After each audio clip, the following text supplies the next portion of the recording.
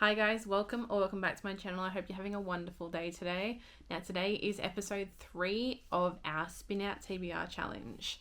That basically means that I spin a wheel full of prompts that I've created myself and I can add to that monthly, and I basically have to get physical books off my physical TBR. There are a couple of prompts on there that get it off my TBR cart here, which I class as temporary books. There are books on Kindle to get it off there, some ARC copies that I have to get those off my TBR as well.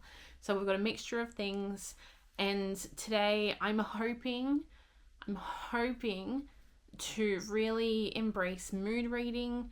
I said that in the last episode, but I really want to embrace mood reading today so that I can get back out of my reading slump I'm currently in. I'm currently reading 3 books and none of them are particularly piquing my interest enough for me to want to pick them up. And my goal this year is to read at least a little bit every day. So it is taking a little bit of a toll on me that way. But I'm hoping to get some books off this physical TBR today that I very much want to read. And maybe we'll get a 5-star, who knows. But without further ado, let me bring up the spin wheel to spin for our first prompt of this video. Okay, so now this is our spin a wheel of prompts that we have. Now I haven't added any since last time because I couldn't think of any new ones to put on there. There are a lot that I'm scared of on this spinner wheel. I hope to God I don't land on some of them, but we'll just have to see. Hopefully it's a good video. If at all, we get some books off our physical TBR. That's the main thing, right? So let me just spin this wheel and see what book we get. Just give me a moment. Okay, we've got this. All right.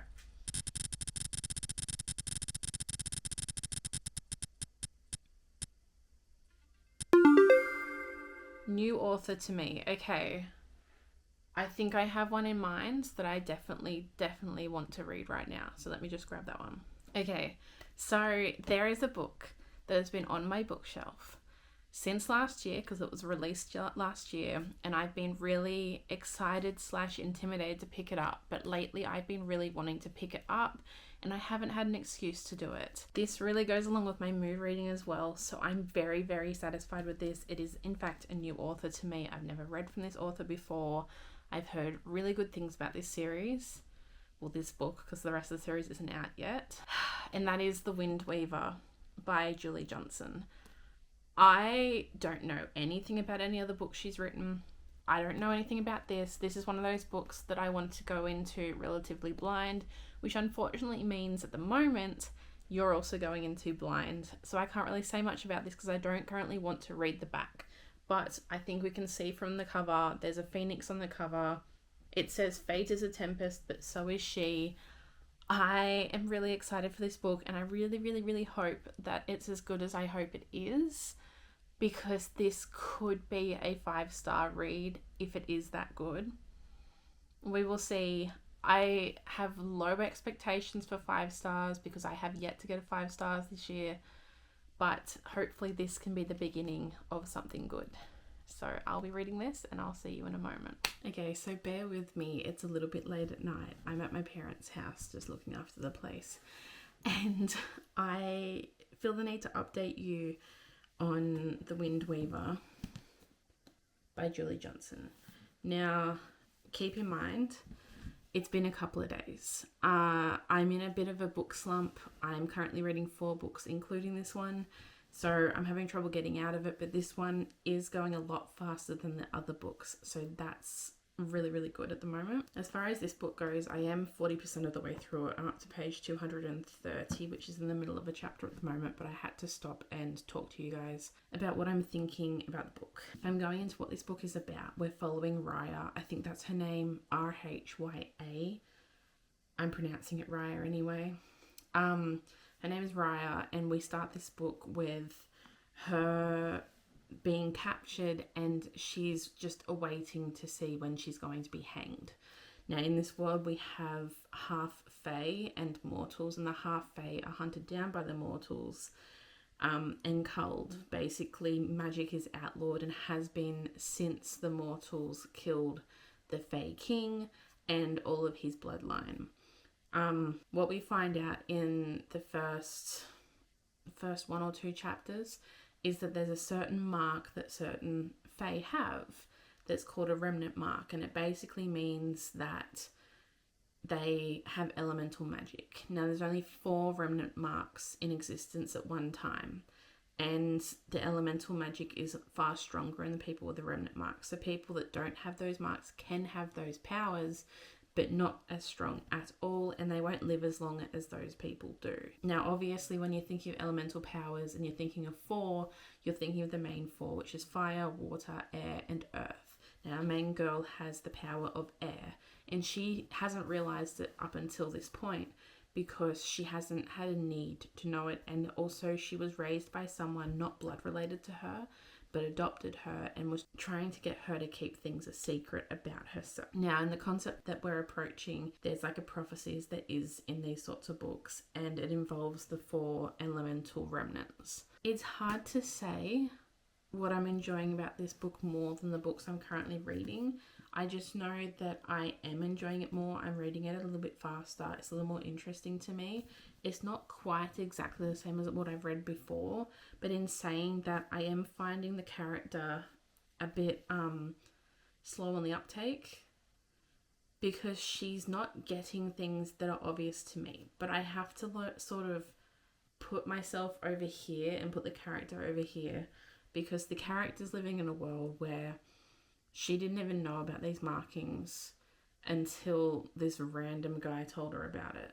And she didn't understand that magic was still a thing. She thought it was just half fame. It was just like light magic, whatever. But she's so slow on getting things that I'm almost like, oh my God, finally, when she figures stuff out. I will say that we've got sort of dynamics that I have seen before. So we've got a sort of dynamic between 2 men that sort of gives me Stefan and Damon from the Vampire Diaries. And it also gives me that concept because it seems like they have a past with the past air wielder, essentially the Wind Weaver. Now, the Wind Weaver is currently her, but there was someone in the past 70 years ago that was also the Wind Weaver, that was also interconnected with these 2 men. Now, if that doesn't give Damon, Stefan, Catherine, and Elena, I don't know what does. And also the fact that one of the men is very much wanting to keep all these things secret, doesn't want to tell her about it, scared that the same thing's going to happen to her that happened to the first one, whereas the other one is sort of like trying to tell her everything, and he's to the point where he's a little more dark, and he's essentially more of a morally grey character at the moment. They both sort of are, but he's definitely giving that sort of vibe from the Vampire Diaries without the vampire aspects to it, and I don't think they're brothers either. I do see the concept from ACOTAR of Tamlin and Rysand and being 2 separate ends on the spectrum. I just am not quite sure. I'm sure which one's taking what opinion and what side. I'm just not quite sure if either of them are endgame, or whether we wait for the 4th element to reveal themselves, which apparently the 4th element hasn't been seen in 200 years. So we'll see about that. I'm hoping that one's a female though, because it just levels it out a bit. 2 males, 2 females, rather than 3 males and then 1 female going in the corner. I do enjoy that her power is air though. It's not, obviously you have Avatar: The Last Airbender, but there's not many other things that you see where someone at the center of it has the element of air. There's lots of things with fire, lots of things with water. I've seen earth before, but air is one that is always like interesting, because you could, this hasn't happened in this book, but you could like steal the air from someone's lungs, or give them air, or like control the wind, or I don't know. It's just different things that are really, you don't think about. Whereas fire, you get it. It's fire. Water, you get it. It's water. Earth, same sort of concept. And having wind or air be at the center of it is interesting. I will say there's not much that has happened so far in this book. Yeah, I found out some lore. I found out some history, the prophecy. I found out who she is, who other people are in the grand scheme of things. But not much has happened in what they are doing in the book. They've basically, she was essentially kidnapped from her hanging, and they've been on a journey ever since, and they're still sort of on this journey. They haven't made it to their final destination. So there's not much that I can go into about it, obviously, right now. And saying that at 40% through, and all that I've said, I haven't said everything, obviously, but it's enough to keep me going. But I think I need something to hook me. I need something to make me want to continue this series once I finish this book. And it could very well happen very soon. It could very well happen at the end. There's nothing boring about this book. I am entertained. I am enjoying the concept that you don't actually quite know where the love interest is going to come from, like what direction. But also the love interest isn't main in my head at the moment. I'm more trying to figure out how she's figuring out her power.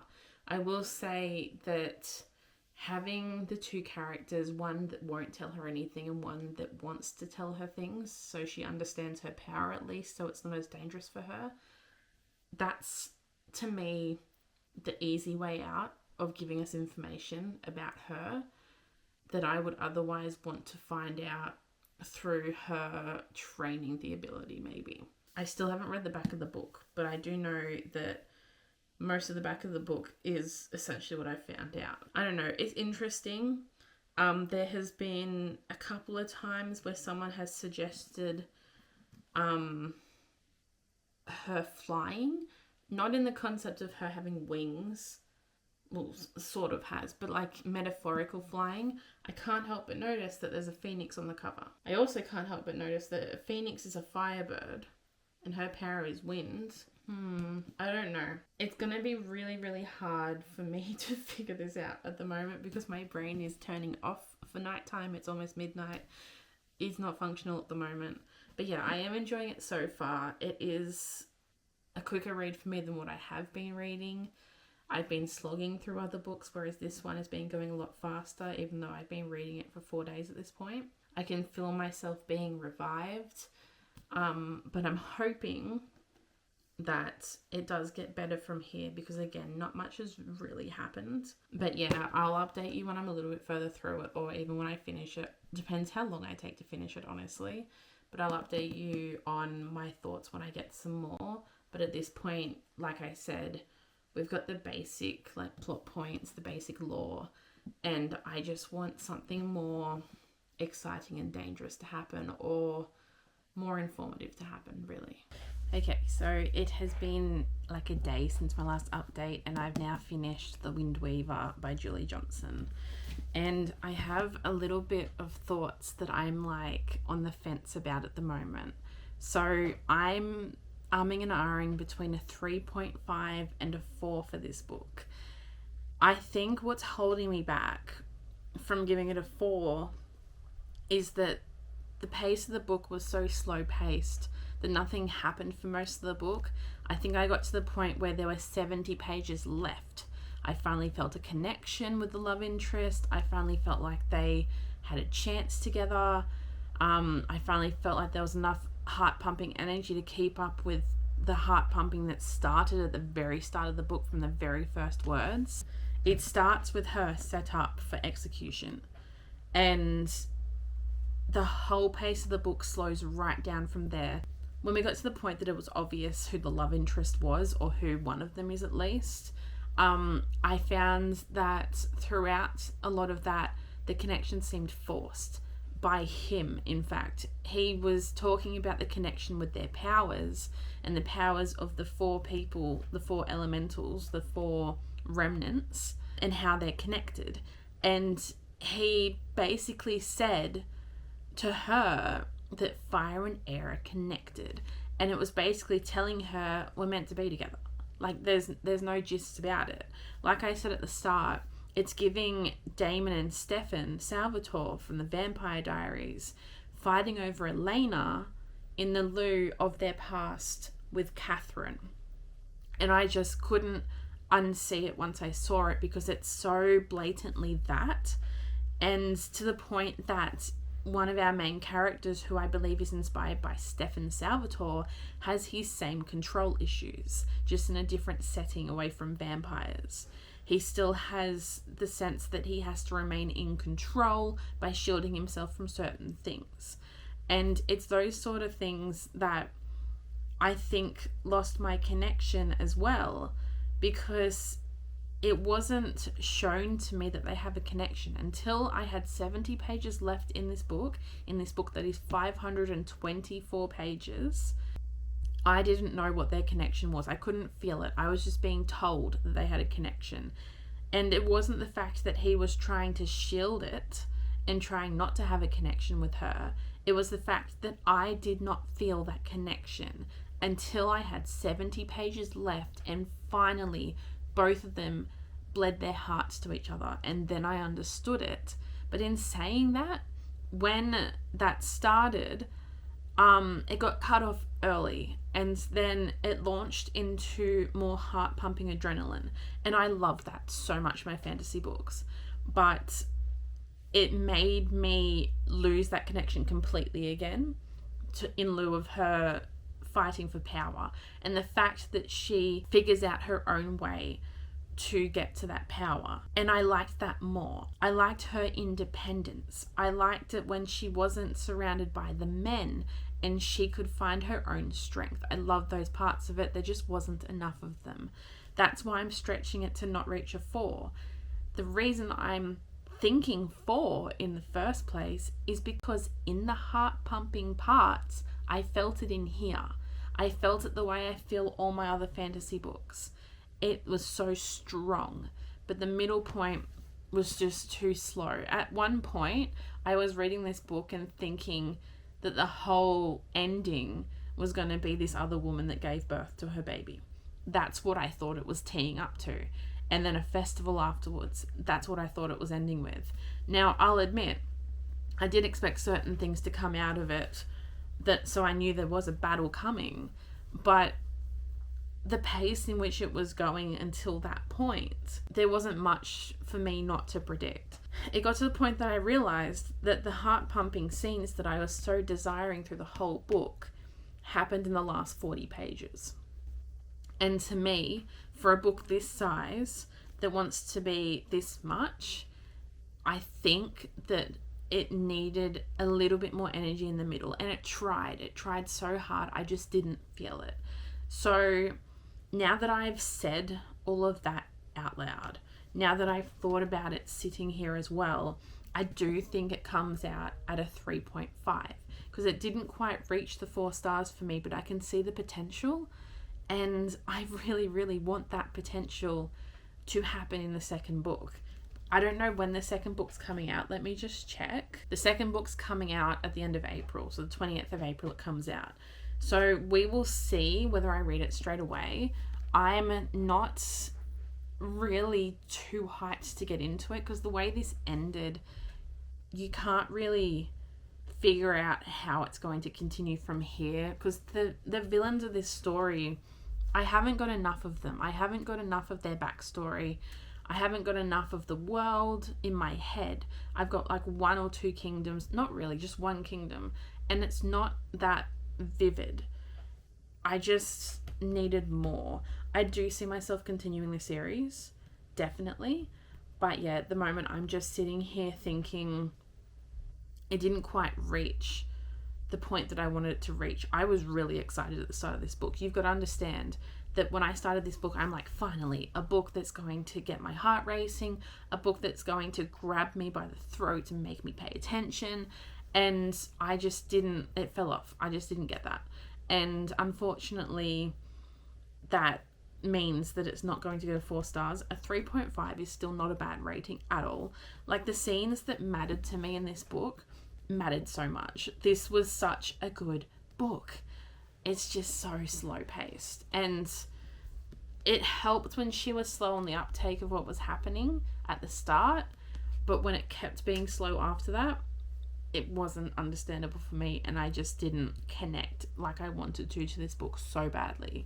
Again, I am in such a deep reading slump at the moment. This book is the fastest book I've read this whole month, even though it took me a fair few more days than I normally do to read a book. The problem is it didn't reach the 5-star feeling or the 4-star feeling that I was so desiring from it, and the reason I was excited to pick it up.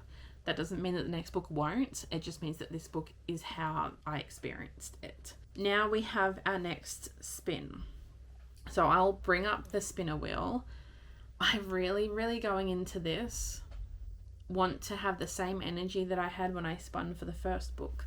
I really want to be able to choose a mood read. I don't want to be forced into a book that I don't want to read, because unfortunately, if I'm not feeling the book at the moment, I will probably DNF it, and I want to give the books as good a chance as I can.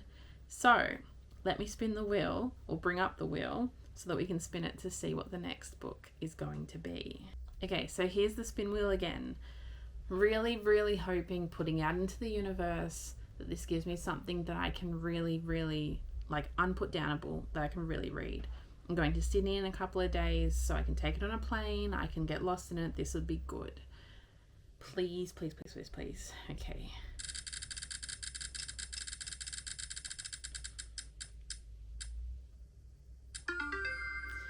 Less than 400 pages. Okay, let me look at what I've got for that prompt.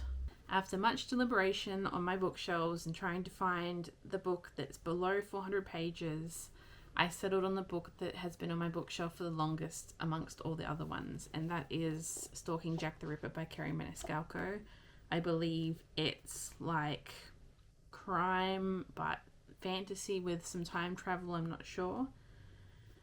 But I will only know when I read it. I've read her Kingdom of the Wicked trilogy, and I've read the first book in her spin-off series of that. This is a complete different world. This is where she started. This was her first series, and it's been on my bookshelf for as long as it's been popular, honestly, since it's been popular. So I'll get into this and I'll update you when I'm a little bit through it. So last time I was here, we were talking about a book I was going to read.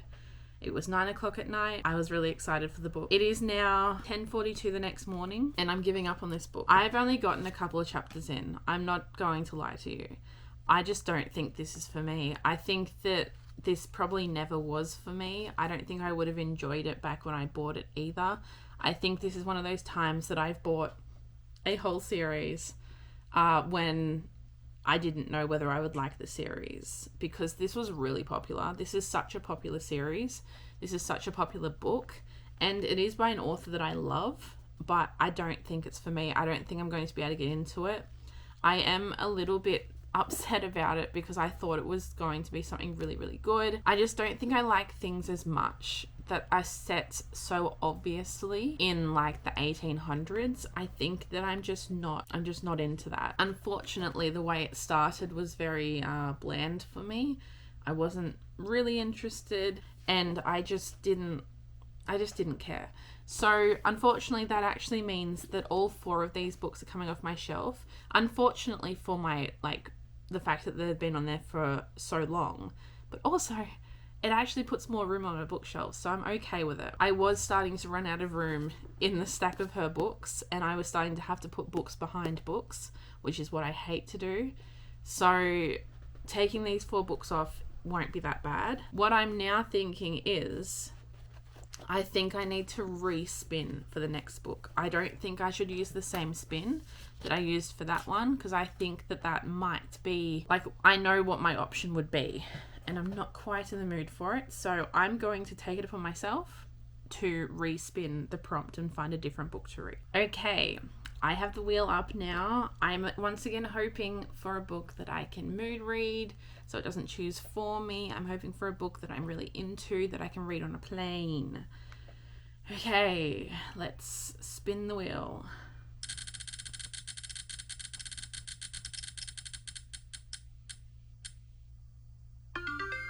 Okay, one of the books on my 26 in 2026. One of my books on my 26 in 2026. Okay, let's go grab that list and show you guys what is on that list. Okay, I'm going to bring up beside me my list of 26 books to read in 2026 that I made. Now, this list is all books that are on my physical TBR, because again, I'm trying to get through that physical TBR this year and trying to bring it down a little bit, so I have less. I do know for a fact that I want to avoid the bigger books, so I'm steering clear of Quicksilver, The Will of the Many. The Seven Skins of Esther Wilding is also a fairly chunky book. I don't really want to get into the Poppy War. There are books like The Songbird of Heart and Stone and Chain of Iron that I really need to reread the first books to go into those books. I don't really want to approach Jurassic Park right now because there's a time and a place for that, and the time and place is not now. So, in saying all of that, I have picked off 3 books off this list of my bookshelves that I'm in the mood for, and my decision making for these books might not make sense to other people, but hear me out. So the first book is what my other option was for below 400 page book, which would be a full circle moment because, you know, I'm trying to skip that prompt, which is Bring Me Their Hearts by Sarah Wolfe. Now this one has been on my bookshelf for a while, I will admit, but it's also one that I impulse bought because it looked interesting. Now I can see this going one of 2 ways. I could either hate this and unhaul all 3 books, or I could love this and want to binge read the whole series, which either way would be probably good for my bookshelf.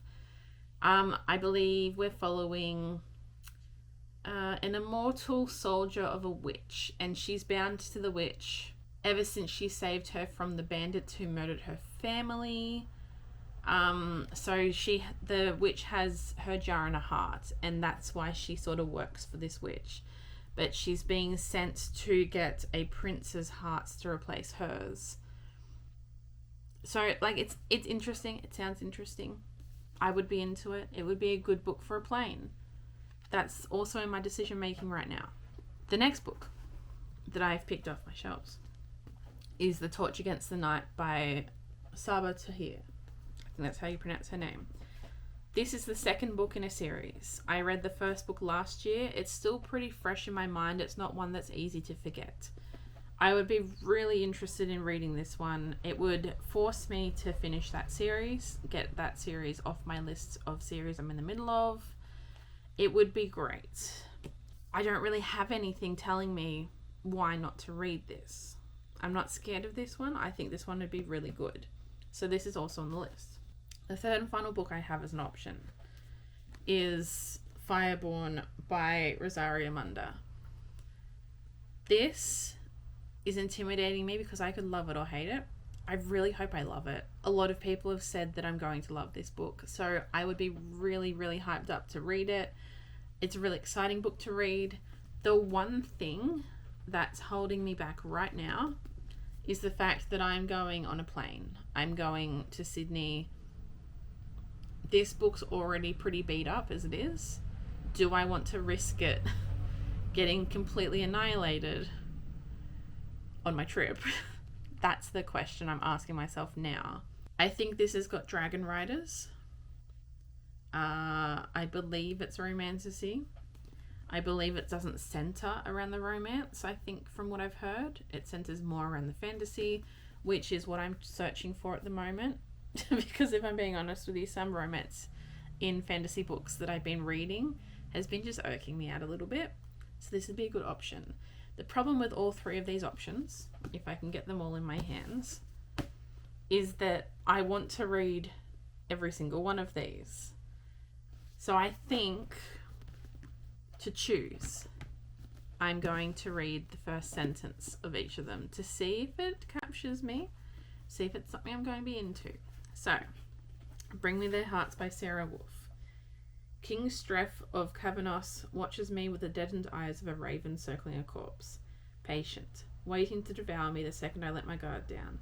I briefly debate telling him humans don't taste all that good until I remember normal girls don't eat people or fake their way into royal courts. Okay, that's interesting.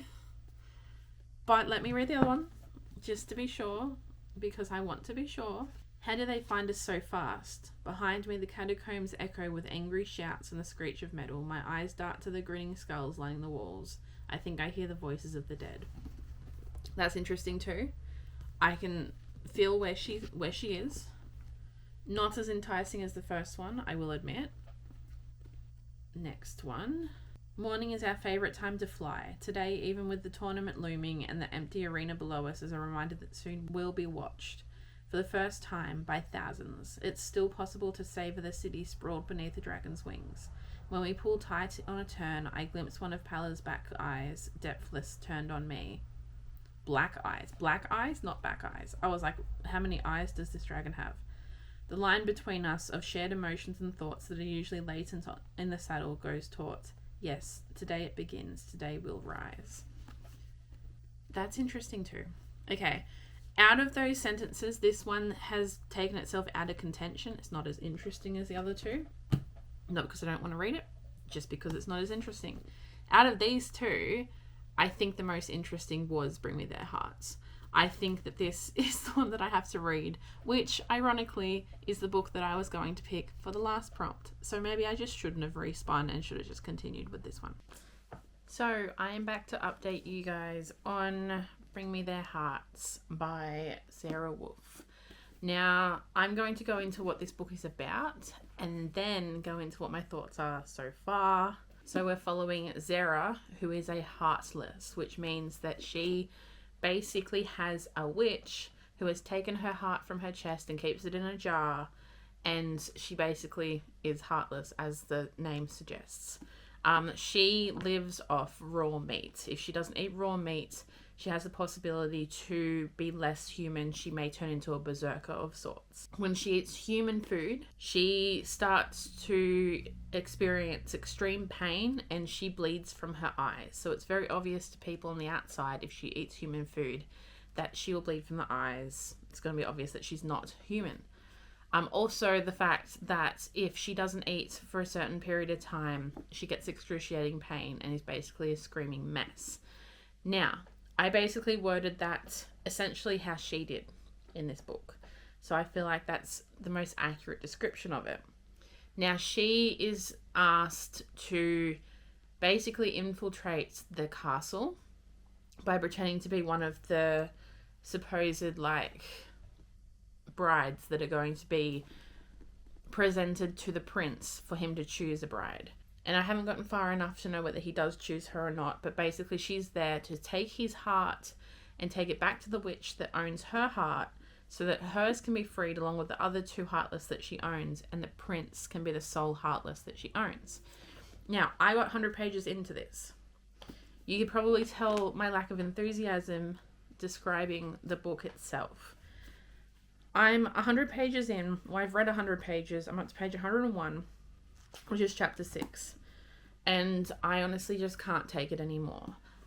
At the moment, it's almost like the main character is talking very straightforward, sarcastically at me in a young way. It's like when you're watching a TV show and all of a sudden the actor turns to the camera and speaks directly to you. That's what I'm getting in this. It's giving over-explaining. It's giving too many words. It's giving too much description of things that don't need that much description. There was 2 paragraphs on the sunset alone, which is okay if the description is good. But the description was in her words, in her head, very young, sarcastic. I don't really care about her over-explaining things so much to me. I'm honestly just rolling my eyes a lot at the main character because she's aggravating me so much. So, unfortunately, you can probably see what's going to happen.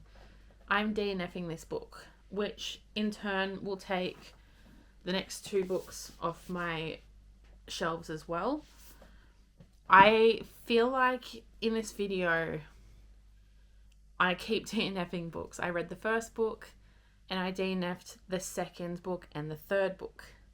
Now, I understand that it seems really dramatic, but I'm in such a deep book slump right now that I have no patience for books. So as much as I could endure through this and keep giving it a go and keep slaving away, there is only 1 week, less than a week left in the month. And I want to get this video up before the end of the month. And I don't have the time to be going very slowly through this book if I'm not enjoying it, because at the moment it is a 2 stars. So I was trying to read till I got to the point where she got into the castle, but I honestly just couldn't take it anymore. And I found myself skim reading rather than actually reading. So I'm DNFing this, which takes another 3 books off my physical TBR. It also means that once again, we're going to respin the wheel in the hopes that I get a book that I can finish before this video needs to come out. Now, acknowledging that, and acknowledging the fact that I have DNF'd 2 books this video, I am putting in a rule, a new rule. Now, I feel I can do this because it's my challenge that I am doing on my channel, but I'm going to add a veto. So that essentially means I get 1 veto. If I spin the wheel and it doesn't match what I want from my bookshelf, from my books at the moment, on what I want to read, if I feel like any of the things that will come out of that prompt are going to involve it being DNF'd and possibly unhauled, even though I could give it a better chance in the future, I will veto that prompt and I'll spin again. So with that being said, and the veto in mind, I'm going to bring up the wheel again for one last time to see what book I'm going to read as the last book for this video. Okay, for the last time, this is the wheel that I spin with my prompts on it. Now we're hoping I don't have to use a veto for this, but I will if I feel the need. So let's spin the wheel now.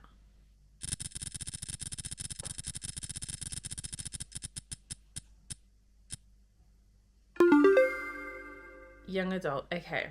Acknowledging that the last 2 books I read and DNF'd were young adult, I feel that I need to use a veto on this because if I pick up another young adult and it just doesn't capture me, it will get on hold automatically. And I need to give these books the best chance that I can. So I will spin again. I'm so sorry.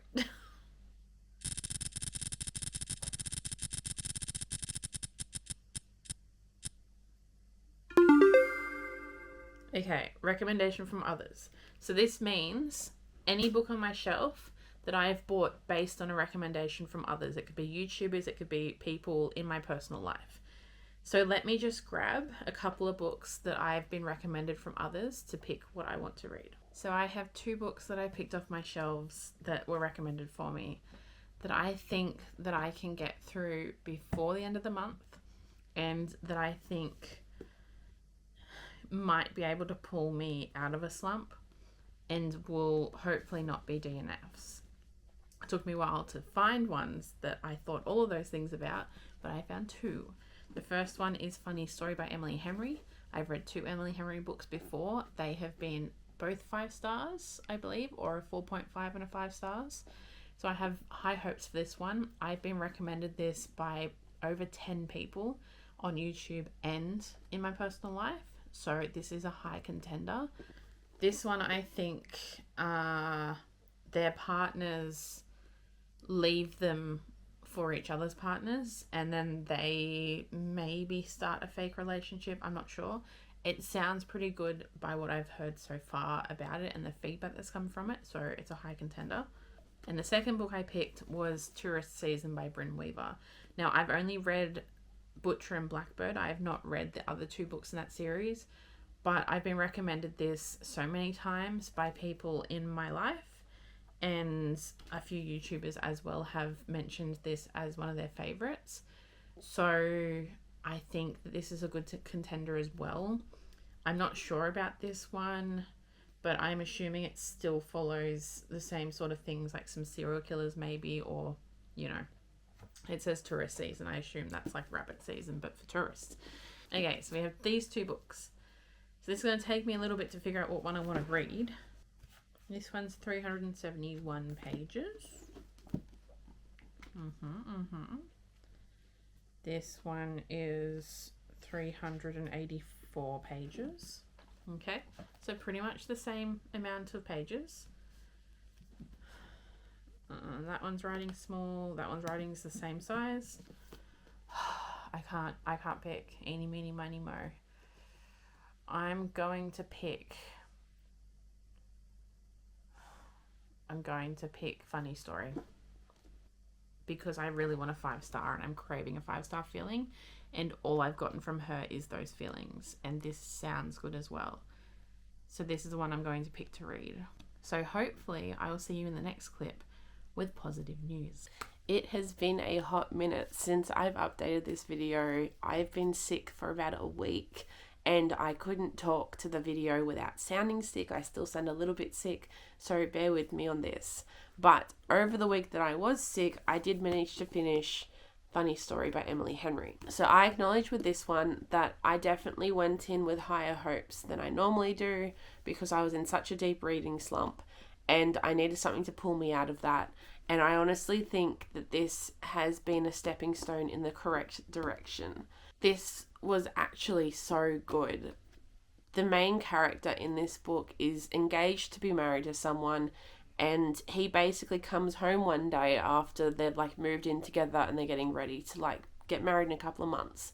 He says to her, no, actually, I'm going to leave you and I'm going to start dating my best friend who I told you not to worry about.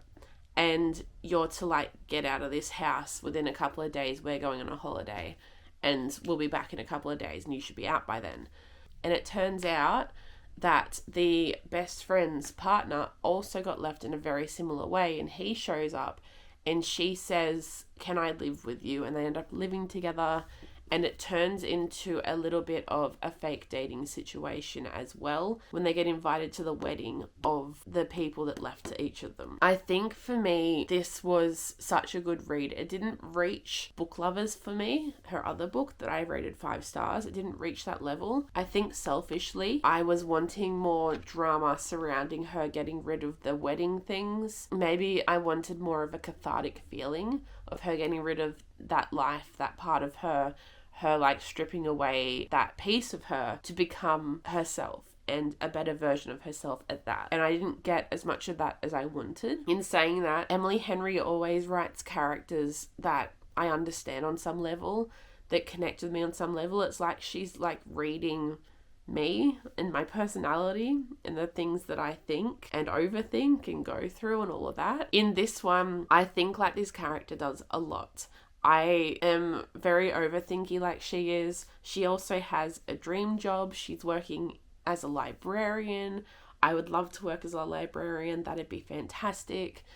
Also, in this, I do appreciate the romance of it.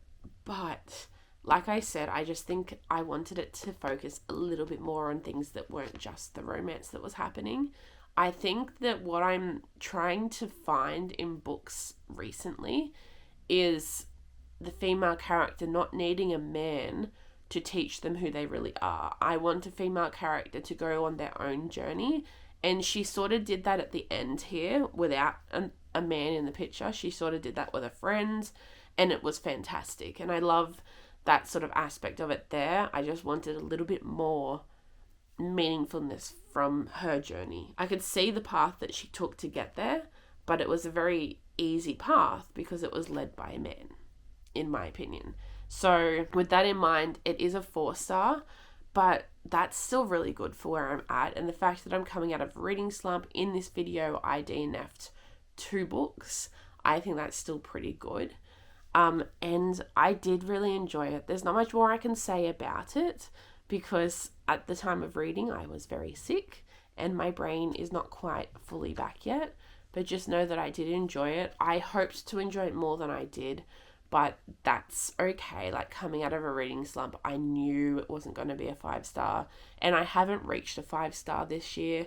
I haven't reached a 5-star since October or September last year, and I'm still searching for that, but this wasn't it, and that's okay. That's okay.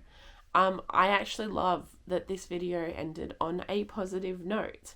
So let me get into what we read over the course of this video and what our stats are as far as the TBR goes. So getting all the books together that were taken off the TBR in this video, I have a huge stack of books here.